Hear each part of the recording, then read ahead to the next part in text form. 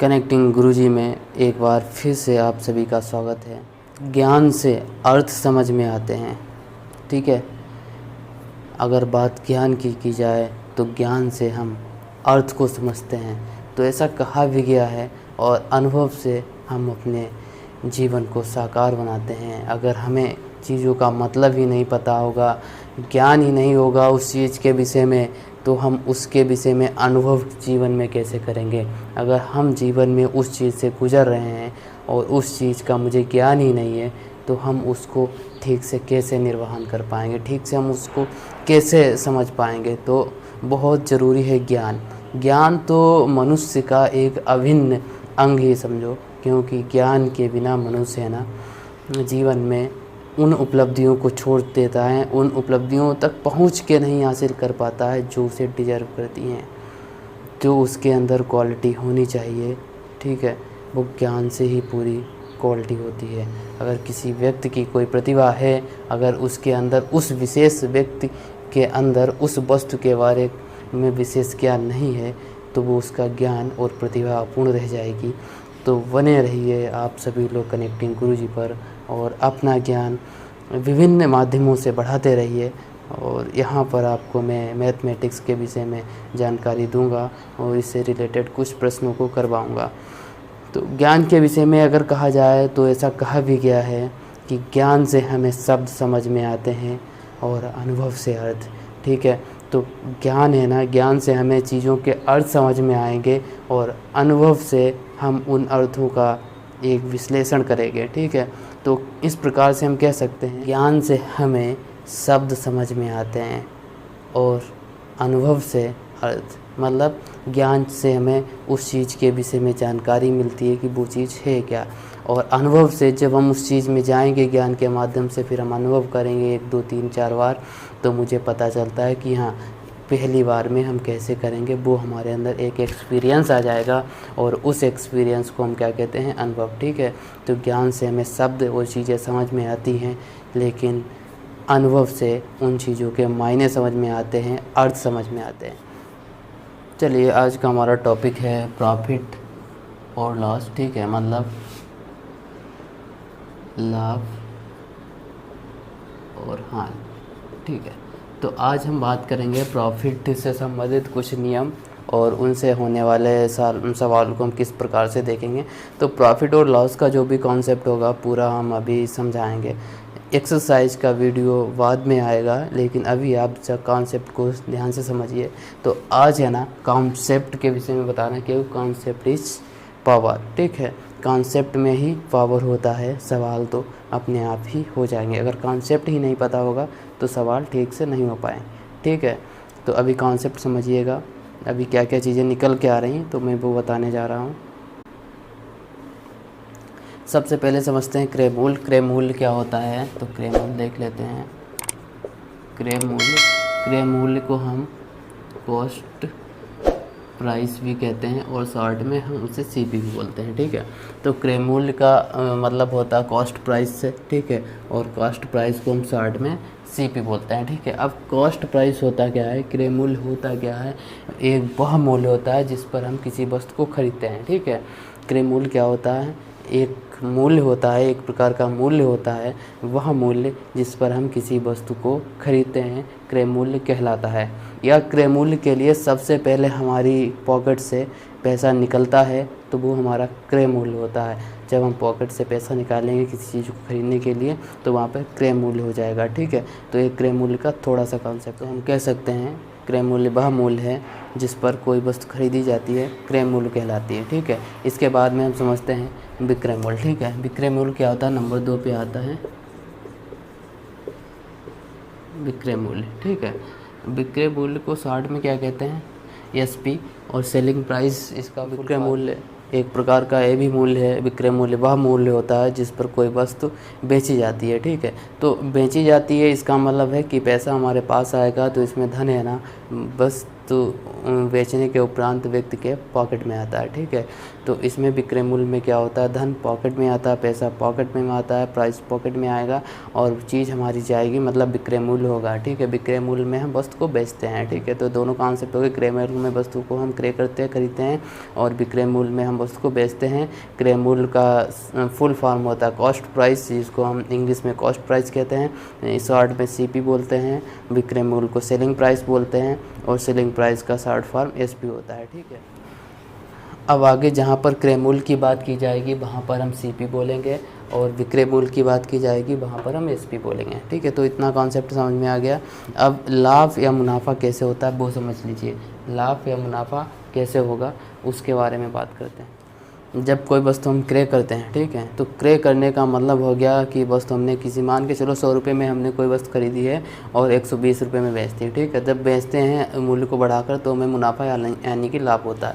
जैसे कि सीपी हमारा, ठीक है, कम होगा और हमारा एसपी है ना वो सीपी से अधिक होगा। ठीक है, एसपी अधिक होगा तो हमें क्या होगा, मुनाफा होगा, मतलब लाभ होगा। क्या होगा, मुनाफा, लाभ, या फिर हम इसे प्रॉफिट भी कह सकते हैं। हमारा एसपी कम है और सीपी अधिक है तो हमें क्या होगी, हानि होगी। ठीक है, क्या होगी, हानि, मतलब लॉस हो जाएगा। ठीक है, नुकसान हो जाएगा। ठीक है, नुकसान किस स्थिति में होगा, नुकसान हमें होगा जब हमारा एसपी छोटा होगा और सीपी हमारा बड़ा हो जाएगा। ठीक है, तो यहाँ पर हमारा सीपी कम है और एसपी अधिक है तो हमें लाभ होगा। यहाँ पे हमारा एसपी कम है, सीपी अधिक है तो हानि। कैसे, जैसे मान के चलो हमने सीपी 100 रुपये में एक वस्तु खरीदी थी और यहाँ पे क्या होता है, हमने 120 रुपये में बेच दी, तो हमें 120 यानी 20 रुपये का लाभ हो गया। इसमें क्या किया हमने चीज़ 100 रुपये में खरीदी और वो बिक पाई 80 रुपये में, तो यहाँ पर क्या हो गया, 20 रुपये की हानि हो गई। ठीक है, तो इस तरीके से हम समझ सकते हैं कि प्रॉफिट और लॉस में कैसे मुनाफा और कैसे हानि होगी। ठीक है, प्रॉफिट को हम आगे पी लिखेंगे और हानि के लिए हम आगे एल नोट करेंगे। ठीक है, तो ये चीज़ें ध्यान रखना, बार बार नहीं बताई जाएंगी। देखो एक और चीज़ क्लियर किए दे रहे हैं कि लाभ और हानि। ठीक है, अभी हमें कैसे पता चला कि लाभ हुआ और हानि, हमने क्या देखा था, क्रय मूल्य देखा, क्रय मूल्य यानी सीपी। ठीक है, लाभ और हानि, ठीक है, प्रॉफिट और लॉस हमेशा सीपी को देखकर निकाला जाता है। ठीक है, सीपी के हिसाब से हम प्रॉफिट और लॉस को समझते हैं। तो क्या चीज़ समझ में आई कि जब हमें सीपी का हिसाब किताब पता होगा तभी हम प्रॉफिट और लॉस के बारे में बता पाएंगे। तो प्रॉफिट और जो लॉस है ना वो सीपी पर देखा जाता है और सीपी के हिसाब से हम प्रतिशत निकालते हैं। ठीक है, ये चीज़ समझ में आनी चाहिए। और सीपी ही हमारा 100% होता है। अगर कहीं पर 2 व्यक्ति हैं, ठीक है, और 2 व्यक्ति आपस में कोई चीज़ क्रय विक्रय कर रहे हैं तो वहाँ पर एक खरीदार होगा और दूसरा लेने वाला होगा। ठीक है, तो एक होता है विक्रेता और एक होता है, क्या होता है, ग्राहक। ठीक है, तो क्या हो गया, एक हो गया दुकानदार और एक हो गया ग्राहक। ठीक है, जिसको हम एक खरीदार और एक विक्रेता भी कह सकते हैं या फिर क्रेता विक्रेता भी कह सकते हैं। ठीक है, आगे हम देखते हैं कि मार्केट प्राइस क्या होता है। मार्केट प्राइस क्या होता है, जो बाज़ार का मूल्य होता है, बाज़ार में वस्तु का मूल्य होता है उसे मार्केट प्राइस कहते हैं। इसे हम शॉर्ट में एमपी कहते हैं। ठीक है, या फिर हम एमआरपी भी कह सकते हैं। ठीक है, छूट हमेशा एमआरपी यानी एमपी पर दी जाती है और एमपी छूट की दशा में हमेशा 100% रहता है। ठीक है, मार्केट प्राइस क्या होता है, किसी वस्तु का सूची मूल्य भी हम कह सकते हैं। मार्केट प्राइस सूची मूल्य, मूल्य या छपा हुआ मूल्य या सूची मूल्य, ये सभी मार्केट प्राइस एमपी के अंतर्गत ही आते हैं। अगर क्वेश्चन में ऐसे शब्द आते हैं तो उसका मतलब एमपी है। और छूट हमेशा एमपी पर दी जाती है और एमपी हमेशा छूट की दशा में 100% माना जाता है। ठीक है, ये बात ध्यान रखने वाली है, तो इसको आप लोग ध्यान रखना। प्रॉफिट और लॉस मतलब लाभ, ठीक है, और हानि, इन दोनों को पता करने के लिए सदैव क्या करते हैं, सीपी और एसपी के बीच में संबंध निकालते हैं, जैसा कि हम पहले भी बता चुके हैं। ठीक है, तो ये चीज़ें ध्यान रखने वाली है। आप लोग इनका स्क्रीनशॉट ले सकते हैं और इसको नोट डाउन भी कर सकते हैं, कॉपी पर लिख भी सकते हैं। ठीक है, चलिए आगे थोड़ा और विस्तार से समझते हैं। ठीक है, अगर किसी वस्तु का सीपी मतलब क्रय मूल्य 100 रुपये है। ठीक है, कितना, 100 रुपये है और एसपी 120 रुपये है। ठीक है, एसपी 120 रुपये है। ठीक है, तो यहाँ पर है ना हमने वस्तु को 100 रुपये में ख़रीदा और 120 में बेच दिया, तो इन दोनों के बीच में 20 रुपये का डिफरेंस है, मतलब 20 रुपये एक्स्ट्रा ज़्यादा मिल रहे हैं, ठीक है। तो ऐसी दशा में हमें क्या होगा, सदैव लाभ होगा। और लाभ कितना हुआ, ठीक है, 100 पर 120 का निकाल सकते हो। तो इस प्रकार से हमें 20 रुपये का लाभ हो गया, ठीक है। अगर हमारा ये CP 100% है और SP बढ़कर 120% हो जाता है तो हमें 20% का लाभ होगा।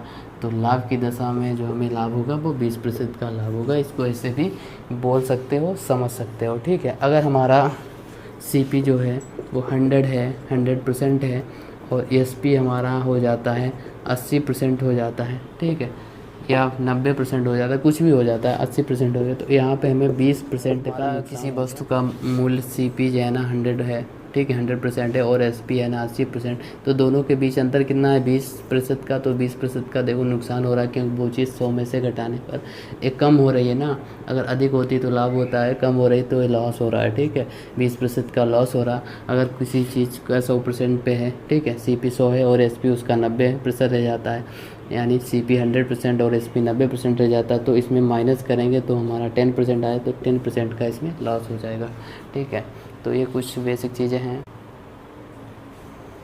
जैसे अगर कहीं पर लिखा हुआ हो कि किसी वस्तु को खरीदने में 30% की हानि होती है, ठीक है, 30% की हानि होती है, ठीक है। अगर किसी वस्तु को हम खरीद रहे हैं तो 30% की हानि हो गई, ठीक है। किसी वस्तु को खरीदने पर 30% की हानि होगी, तो इसका मतलब हो गया कि CP हमारा 100% है, ठीक है, और SP जो है वो हमारा हो गया 70%, ठीक है।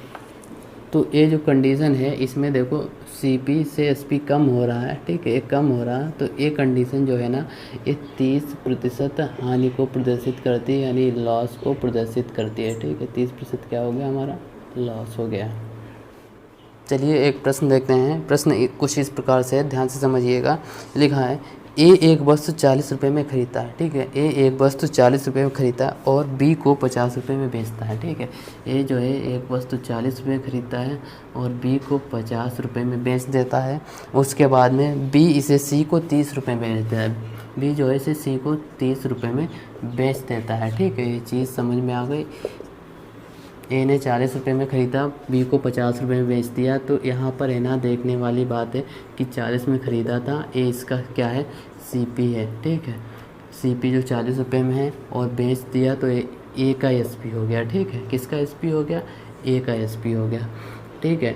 तो 10 रुपये का लाभ हो गया। अब क्या हुआ, B ने क्या किया, B ने C को बेच दिया, ठीक है, B ने इसे C को बेच दिया 30 रुपये में, ठीक है। B ने इसे C को बेच दिया 30 रुपये में, तो इसको क्या हो गया, इसको यहाँ पे 50 से 30 का अंदर निकालो, -B यानी 20% का इसे लॉस हो गया, ठीक है। तो ये चीज़ इसमें, इसके बाद में हानि हो गई। इसके बाद में अगर बात की जाए A का CP कितना है, ठीक है, अगर प्रश्न में A का CP पूछा जा रहा तो A का जो CP है वो है 40, SP पूछा जाए तो 50, ठीक है। फिर दोनों में अगर पूछ दिया क्या हुआ लाभ हानि, तो दोनों को अंतर घटा लो। SP अधिक है तो 10 रुपये का क्या हो गया, 10 रुपये का लाभ हो गया, प्रॉफिट हो गई। इसके बाद B की बात की जाए, B का, ठीक है, B का CP कितना है, B का CP जो है वो है 50 रुपये और B का SP कितना है, वो है 30 रुपये। और इसमें B को क्या हो जाता है, B को हानि हो जाती है कितने रुपए की, 20 रुपये की, ठीक है, 20 रुपये का लॉस हो जाता है B को। तो ये चीज़ें समझने वाली हैं यहाँ पर। तो इस प्रकार से एक सूत्र बन जाता है, नोट कर लीजिएगा। नोट क्या होगा, प्रॉफिट किस कंडीशन में हुआ, ठीक है, प्रॉफिट मुझे किस कंडीशन में हुआ, ध्यान से देखना। प्रॉफिट का सूत्र क्या बन गया, SP माइनस CP, ठीक है, SP माइनस CP होगा तो प्रॉफिट होगा, ठीक है। और लॉस कब होगा, लॉस का सूत्र क्या बन जाएगा, यहाँ पे CP माइनस SP, ठीक है, CP माइनस SP में लॉस हो जाएगा और प्रॉफिट, ठीक है, SP माइनस CP में होगा। ये चीज़ समझने वाली है। अगर एक और लाभ हुआ, अगर ये चीज़ प्रतिशत में पूछ दी जाए तो कितने प्रतिशत हो गई, ठीक है। तो एक अगर हम लाभ निकालेंगे प्रतिशत में तो प्रतिशत लाभ हो जाएगा हमारा, लाभ कितना हुआ वो ऊपर क्रय मूल्य पर लाभ को देखते हैं, लाभ हानि को, तो क्रय मूल्य 40 है, यहाँ पर भी लिखा है, तो बटे में 40 और गुणा में 100। ठीक है, 10 चौक 40 हो गया, 4 से 4 दूनी 8, 4 पंजे 20 यानी 25% का। ठीक है, लाभ हुआ। इधर देखते हैं बी को कितने प्रतिशत की हानि हुई। हानि बी को कितनी हुई, 20 की, और हानि किस पे देखी जाती है, CP 50 और गुणे 100। ठीक है, 50 दूना 100, 20 दूनी 40% का लॉस हुआ। ठीक, आप लोग है ना, जब मैं क्वेश्चन को पढ़ रहा होता तो आप लोग क्वेश्चन को शॉर्ट में नोट करते रहिएगा, कॉपी पेन साथ में लेकर बैठें। अभी मैं प्रश्न पढ़ूंगा तो आप लोग ध्यान से समझें कि प्रश्न किस विषय में बात कर रहा है। ठीक है, अगला प्रश्न है, एक व्यक्ति एक वस्तु को 80 रुपये में खरीदता है। ठीक है, 80 रुपये में खरीदता है, तो खरीदने के लिए हमने क्या बोला है, CP है ना। ठीक है, खरीद रहा है, क्रय कर रहा है, तो कॉस्ट प्राइस CP 80 रुपये हो गई। इसके बाद में कह रहा है कि और 100 रुपये में बेच देता, तो SP कितना हो गया, SP हो गया 100। ठीक है, इसके बाद में देखते हैं क्या हुआ, पूछा गया तो उसका प्रतिशत लाभ बताओ। ठीक है, ऐसे बता देते, इसमें 80 रुपये में खरीदा, 100 में बेच दिया, तो 20 रुपये का लाभ हो गया। तो प्रतिशत लाभ का सूत्र क्या होता है, लाभ बटे क्रय मूल्य गुणे 100। ठीक है, सबको पता होगा, प्रतिशत वाला चैप्टर हम पढ़ा चुके हैं, जिसको नहीं पता है तो वो परसेंटेज का चैप्टर देख सकता है, मैं यहाँ पर आई बटन में लिंक दे दूँगा। ठीक है, चलिए देखते हैं। तो 20 ऊपर रहेगा और यहाँ पर CP पर बात की जाती है, CP नीचे और गुणा में 100। ठीक है, 0 से 0, 2 चक्कू 8, 4 दूनी 8, 4 पंचे 20 यानी 25% का उसे लाभ होगा। ठीक है, अगला प्रश्न देखते हैं। अगला प्रश्न है, एक बेईमान दुकानदार, ये प्रश्न थोड़ा ध्यान से समझिएगा।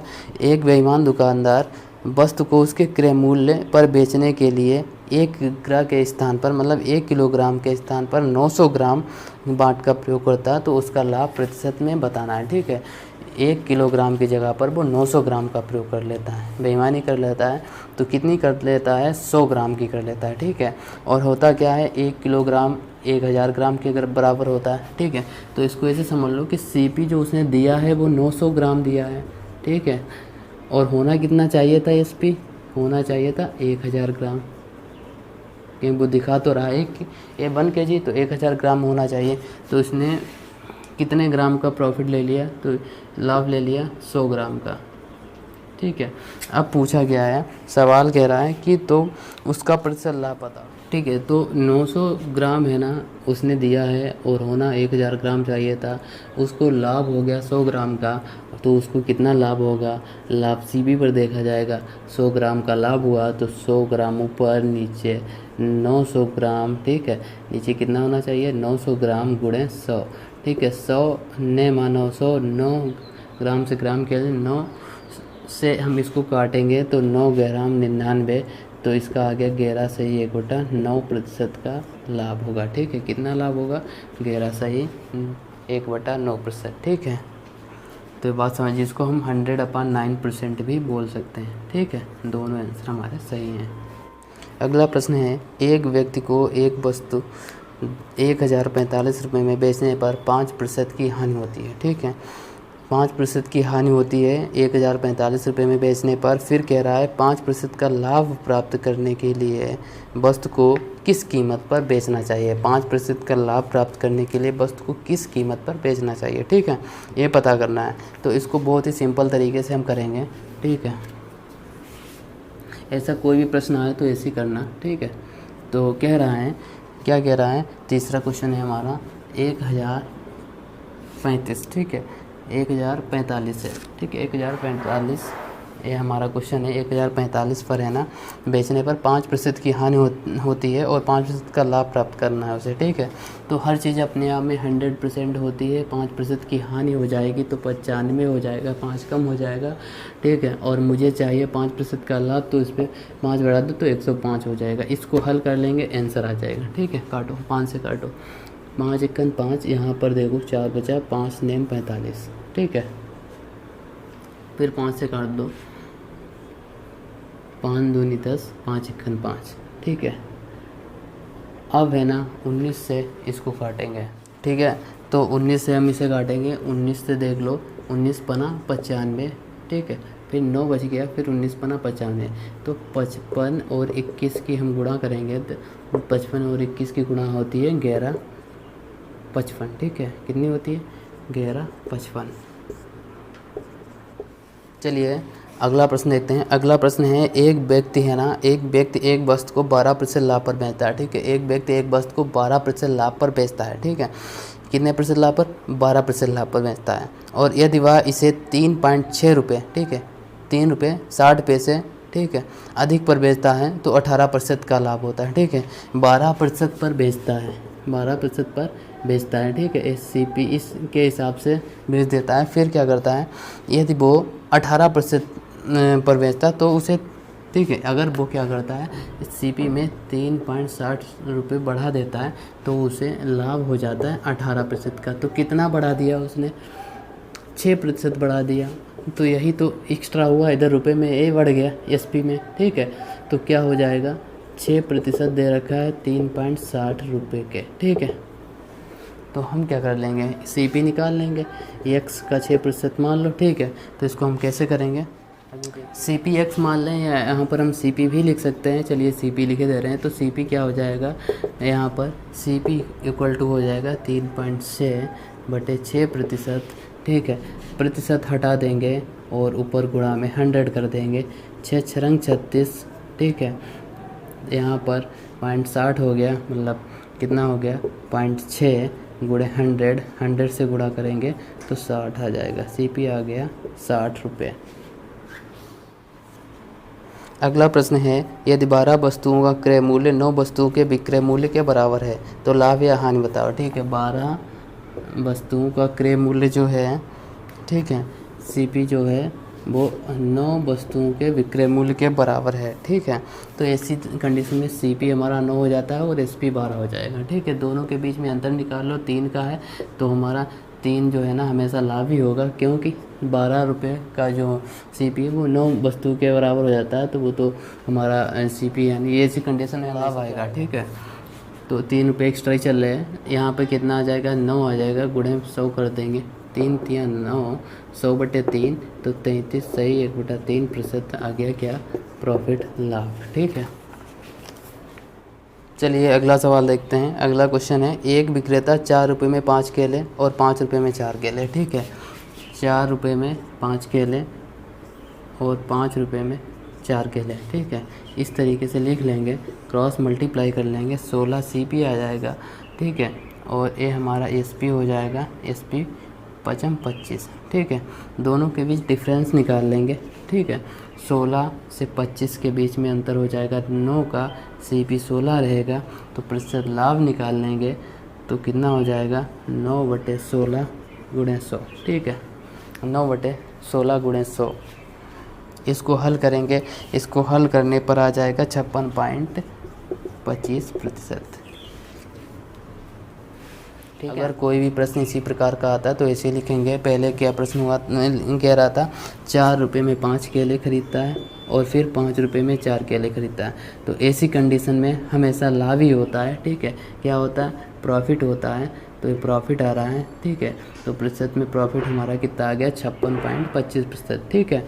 तो हमेशा इसी तरीके से करेंगे। जो छोटी संख्या होगी वो CP होगा, जो बड़ी संख्या है वो SP होगा, ठीक है।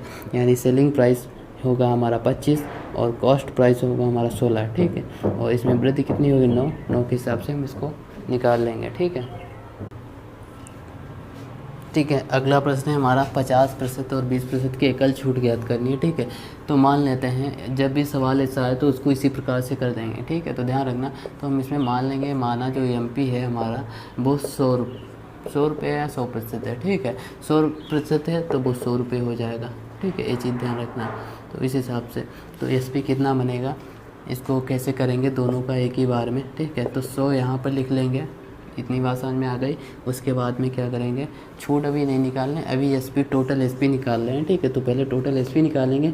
छूट में क्या करेंगे, छूट में जितना SP आएगा टोटल, उस SP को हम छूट यानी जो छूट निकालेंगे टोटल 100 में से माइनस कर देंगे तो वो छूट हो जाएगी, ठीक है। ये बात समझ में आ गई। मतलब जो SP टोटल आएगा उसको बाद में 100 में से माइनस करना पड़ेगा तो वो हमारी एकल छूट आ जाएगी, ठीक है। तो अभी पहले टोटल SP निकाले ले रहे हैं 100 गुणे, अब इसको है ना 100 में से माइनस करके लिखना है, 50 में से, ठीक है, माइनस करके लिखना है। तो 100 में से 50 गया तो 50/100, फिर गुणा, यहाँ पर 100 में से 20 गया 80/100, ठीक है। हल कर लो, 100 से 100 कट गया, 2 0 1 कट गए, 5 और 8 की गुणा 40 रुपये, ठीक है। अब छूट क्या होगी वो देख लेते हैं। छूट बराबर 100 माइनस 40, तो हमारा आ गया 60 रुपये की, ठीक है। तो ये आंसर हो गया। अब 100 रुपये के हिसाब से देखा जाए, ठीक है, ये चीज़ 100 रुपये भी कह सकते हैं, प्रतिशत में भी हो सकती है। जो अगर चीज़ 100 रुपये में ही थी, MRP 100% था, वो 100 रुपये के बराबर, तो जो टोटल आएगा रुपये वो हमारा 60% भी हम कह सकते हैं, ठीक है। रुपये में 60 रुपये बोला जाएगा, प्रतिशत में 60% बोल सकते हैं, ठीक है। दोनों चीज़ें सही। चलिए अगला प्रश्न देखते हैं। अगला प्रश्न बहुत ही मार्मिक है, ठीक है, बहुत लेंथी भी है, लेकिन इसको हम ट्रिक से करेंगे तो बहुत ही ईजी बन जाएगा। चलिए देखते हैं। यदि एक वस्तु का अंकित मूल्य इसके क्रय मूल्य से 20 अधिक है, ठीक है, एक वस्तु का अंकित मूल्य इसके क्रय मूल्य से 20 अधिक है और एक दुकानदार 10% की छूट देता है, तो उसका प्रतिशत लाभ बताओ, ठीक है। तो इसको ओरली किए ले रहे हैं, ठीक है। तो ये हमारा कौन सा क्वेश्चन है? नवा क्वेश्चन है। कैसे कर रहे हैं इसको? कह रहा है एक वस्तु का अंकित मूल्य, ठीक है, इसके क्रय मूल्य से 20% अधिक है। जो है ना MP और SP और CP वो हमें पता होना चाहिए। तो CP पता नहीं, CP हमने 100। चलिए इस सवाल को कैसे करेंगे देखते हैं। यदि एक वस्तु पर अंकित मूल्य पर 20% अधिक, ठीक है, तो अंकित मूल्य 20% अधिक है, तो हमने CP मान लिया 100 है, तो इस पर हमने 20% बढ़ा दिया, तो कितना हो गया 120, ठीक है। अब कह रहा है ना कि एक दुकानदार अब इसमें कितने में बेचता है, SP को पता करना है, 10% की छूट देता है, इस पर 10% की छूट दे रहा है, ठीक है। 120 पर 10% की छूट दे रहा है, ठीक है, 10% की छूट दे रहा है, तो कितना हो जाए 120 का 10% कितना होता है 12, तो 120 में से 12 घटा दो तो कितना आ गया 108, ठीक है, कितना आ गया 108, तो 108 रुपये SP हो गया हमारा। यही आंसर है। जिसको नहीं पता है कैसे निकालेंगे 10% वो देख ले, 120 गुणे 10/100 कर देंगे, 0 0 कट जाएगा, तो 12 इसका आ जाएगा छूट, ठीक है, 12 रुपये इसमें से घटा देंगे तो 108 रुपये आ गया इसका आंसर, यानी SP कितना हो गया 108 रुपये, ठीक है। तो इस प्रकार के प्रश्नों को ऐसे ही करेंगे। नेक्स्ट एक्सरसाइज में और भी कुछ महत्वपूर्ण प्रश्नों को चुनेंगे। ये तो बेसिक और कॉन्सेप्ट के हिसाब से हमने प्रश्नों को समझाया है, आगे हम एग्ज़ाम में आए हुए प्रश्नों को भी करवाएंगे। तब तक के लिए बने रहिए कनेक्टिंग गुरुजी पर। वैसे प्रैक्टिस करना बहुत ज़रूरी है, तो आप लोग प्रैक्टिस करते रहिए। हम यहाँ पर आपके लिए इतनी मेहनत कर रहे हैं, तो आप लोग भी इनको अवश्य लगाएं, ठीक है। हमने तो इसको पूरा सॉल्व किया है, जितनी मेहनत हमने यहाँ पर की है, अगर आप उतनी मेहनत कर लेंगे तो आपको ये चैप्टर आसानी से आ जाएगा। अगर कोई सुझाव या कोई प्रश्न समझ में नहीं आ रहा, हमारे टेलीग्राम चैनल पर संपर्क कर सकते हैं। टेलीग्राम चैनल लिंक में मिल जाएगा, तो वहाँ से आप क्लिक करके ज्वाइन हो सकते हैं।